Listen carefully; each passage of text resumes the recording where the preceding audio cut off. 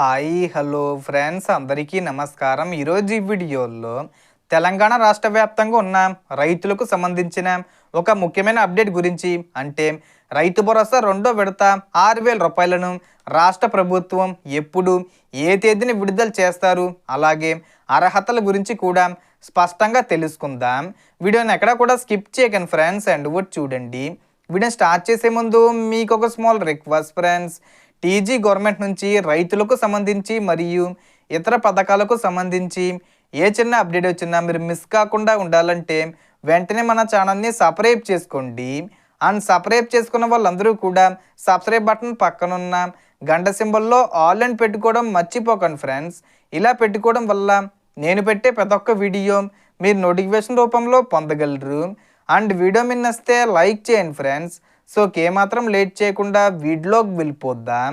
So ప్రస్తుతం యాసంగి సీజన్కు సంబంధించిన రైతు భరోసా రెండో విడత కోసం చాలామంది రైతులు ఎదురు చూస్తున్నారు.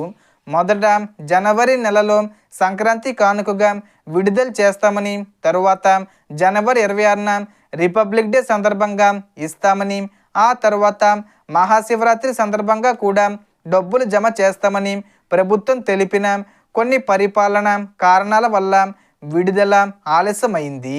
ఇప్పుడు తాజాగా వస్తున్న సమాచారం ప్రకారం రాష్ట్ర ప్రభుత్వం ఈసారి పూర్తిగా అర్హులైన రైతులకే న్యాయం చేయాలనే ఉద్దేశంతో శాటిలైట్ సర్వే ప్రక్రియను పూర్తి చేసింది.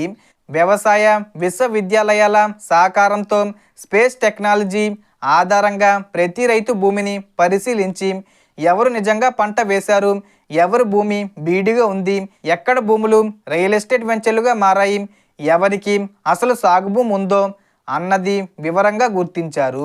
గతంలో అర్హత లేని వారికి కూడా డబ్బులు వెళ్ళాయనే ఫిర్యాదులు రావడంతో ఈసారి ఖచ్చితత్వానికి ప్రాధాన్యత ఇచ్చారు. ఇప్పటికే శాటిలైట్ సర్వే పూర్తయిందని సమాచారం.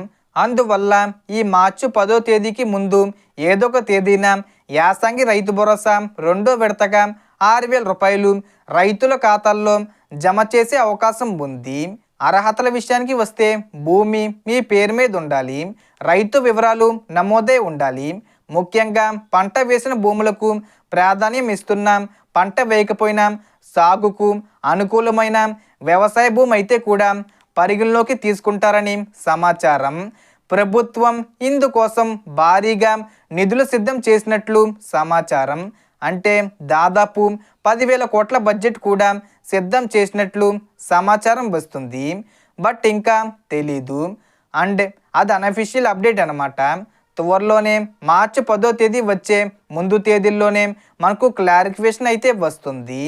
So total information the friends. మీకు ఈ వీడియో నచ్చితే లైక్ చేయండి, షేర్ చేయండి అండ్ సబ్స్క్రైబ్ చేసుకోండి. Thanks for watching.